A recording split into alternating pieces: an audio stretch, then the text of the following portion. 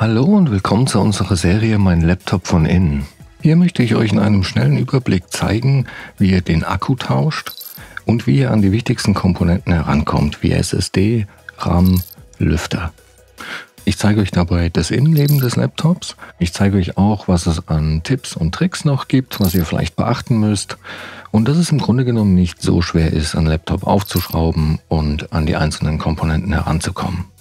Legen wir los.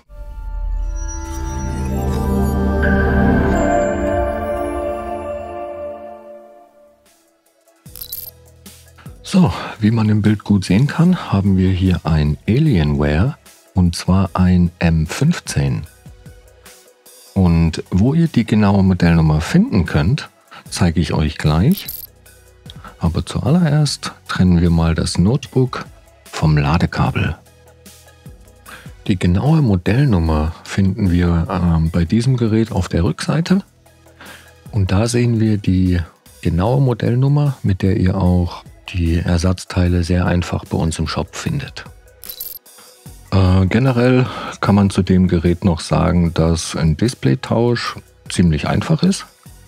Man muss dafür nicht die ganze Einheit abschrauben, sondern nur den Frontrahmen abnehmen und ja, kann danach das Display tauschen.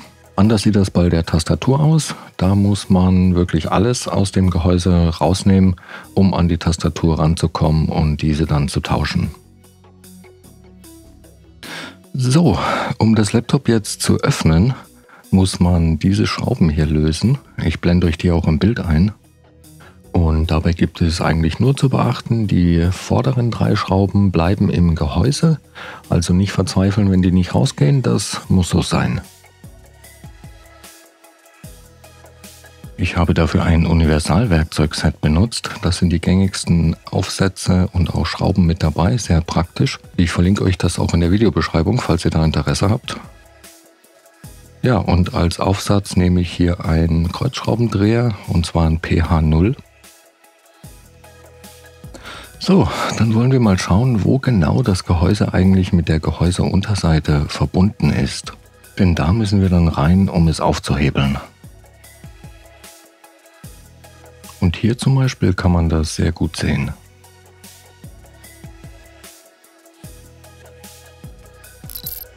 Zum Aufmachen des Gerätes benutze ich hier einen dünnen, flachen Metallgegenstand. Und dann schaue ich mal, wo ich am besten reinkomme, um eine Öffnung zu kriegen. In dem Fall fange ich jetzt hier auf der Frontseite an. Und dann versuche ich, die Gehäuseunterseite ein bisschen nach oben zu hebeln. Mit ein bisschen Wackeln und hin und her rutschen funktioniert das immer ganz gut. Und ja, das laute Knacken gehört dazu. Das ist einfach, wenn die Unterseite aus den Einraststellen gelöst wird. Dann knackt und knirscht das manchmal, das ist aber normal. Da braucht man keine Angst zu haben, was kaputt zu machen. Wenn es irgendwie gar nicht geht, dann nicht mit Gewalt. Lieber nochmal schauen, ob alle Schrauben raus sind oder ob man da vielleicht vergessen hat, eine zu lösen. Und ja, dann kann man eigentlich auch schon mit der Hand meistens drunter fassen und das mit ein bisschen rütteln und hin und her bewegen einfach abziehen. So, jetzt da wir die Unterseite gelöst haben, könnt ihr sie auch mal von innen sehen. Und so sieht dann das Gerät von innen aus. Gut, bevor wir jetzt irgendetwas weiteres machen, trennen wir aber auf jeden Fall erst einmal den Akku vom Mainboard, dass das Gerät auch wirklich keinen Strom mehr hat. Und den Akku sehen wir hier und da läuft das Kabel und der Stecker zum Mainboard. Der Stecker hat hier so eine super praktische Schlaufe, da muss man einfach nur nach oben ziehen und ja, schon ist er ab. Generell lässt sich hier sagen, dass statt dem 2,5 Zoll HDD-Slot, wenn der ausgebaut ist, wäre es auch möglich, einen großen sogenannten Hochleistungsakku hier einzubauen. Der geht dann über die gesamte Breite vom Gerät. Direkt darüber sehen wir die beiden Slots für SSDs. Davon ist nur eine belegt. Hier haben wir die beiden RAM-Riegel. Da können wir die Lüfter sehen und den Heatsink, der CPU kühlt, und hier die GPU. Und da sehen wir das WLAN-Modul, das sich auch einzeln austauschen lässt. Gut, um jetzt den Akku zu tauschen, muss man nur diese Schrauben hier lösen. Und danach kann man den Akku auch einfach nach oben hin aus dem Gerät nehmen und gegebenenfalls durch einen neuen ersetzen. Unter dem Akku sehen wir hier jetzt übrigens auch das Touchpad. Das lässt sich in dem Fall auch einzeln lösen. Dafür muss man nur diese Schrauben hier rausnehmen und dann dieses Kabel hier noch trennen. Das ist mit einem Kippschalter verbunden, den man erst so nach oben klappen muss. Und dann kann man das Kabel rausziehen. Beim Wiederverbinden nur darauf achten, dass das Kabel wieder richtig drin sitzt, bis zu dieser Linie, die man hier sehen kann. Bis dahin einfach wieder reinstecken. Dann noch den Stecker zuklappen und ja, schon fertig. Um die SSD zu tauschen oder eine von dem freien Slot einzubauen, löst man hier hinten die Schraube. Dann kann man die so ein bisschen nach oben ziehen und nach außen aus dem Slot nehmen. Und beim Einbau das gleiche umgekehrt. Einfach wieder in den Slot reinstecken, so ein bisschen nach unten drücken und ja, dann kann man die wieder verschrauben und hat das erledigt. Um den RAM-Riegel, der hier ist, auszutauschen, muss man eigentlich nur diese beiden Klammern an der Seite so ein bisschen nach außen schieben. Dann springt er einem förmlich entgegen. Man kann den dann einfach rausnehmen und austauschen. Beim Wiedereinbau steckt man den einfach genauso wieder rein und drückt den nach unten, bis die Klammern wieder einrasten. Die HDD sitzt hier unten und die kann man auch einfach tauschen oder einbauen, falls der Slot leer ist.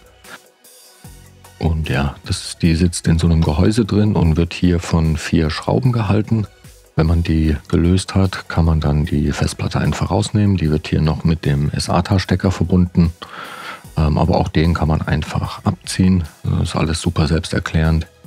Und falls man eine neue kauft, am besten auch gleich den SATA-Stecker, den Adapter zum Mainboard mitbestellen.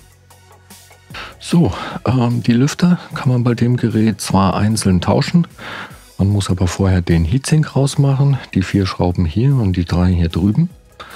Und ja, weil teilweise sitzen die eben unter dem Heatsink, die Schrauben von dem Lüfter, das Kabel hier auf jeden Fall lösen und ja, auf der anderen Seite das gleiche Spiel. Und dann kann man den gesamten Heatsink abnehmen und kommt dann auch an die Schrauben von den Lüftern ran. Um den Akku jetzt wieder einzubauen, legt man den einfach wieder in das Gerät. Der ist passgenau, da gibt es nicht so viele Möglichkeiten. Und dann kann man den wieder festschrauben. Und da gibt es so ja, eine kleine Falle, nenne ich es mal, weil hier unten dieses silberne Teil hier ist magnetisch. Und da plopp, fallen die Schrauben einfach dran. Da empfiehlt es sich vorher einfach, ja, das vielleicht mit dem Finger ein bisschen zuzuhalten, bevor man das reinschraubt, dass einem da nicht ständig die Schraube wegspringt. Das nur so als kleiner Tipp nebenbei. Wenn der Akku dann verschraubt ist, natürlich nicht vergessen, auch das Kabel wieder mit dem Mainboard zu verbinden. Das kann man ganz einfach da wieder drauf drücken, wenn man die richtige Position findet. Und dann hat das Laptop auch wieder Strom. So, die Gehäuseunterseite wird jetzt einfach wieder drauf gedrückt. Und ja, da kann man ruhig ein bisschen kräftig alle Stellen wirklich zudrücken. Auch in der Mitte. Man hört das auch immer sehr gut, wie alles wieder einrastet. Ich gehe dann am Ende auch immer einmal um das Gerät herum und schaue, dass wirklich nirgendwo mehr eine Öffnung zu sehen ist. Ja, und dann einfach wieder zuschrauben. Und ja, so schnell ging das. So, das war es auch schon wieder für dieses Modell. Wenn ihr noch Fragen oder Anregungen habt, lasst uns gerne einen Kommentar da. Und ja, ich hoffe, das Video hat euch weitergeholfen und ich wünsche euch viel Spaß beim Schrauben. Bis zum nächsten Mal. Ciao.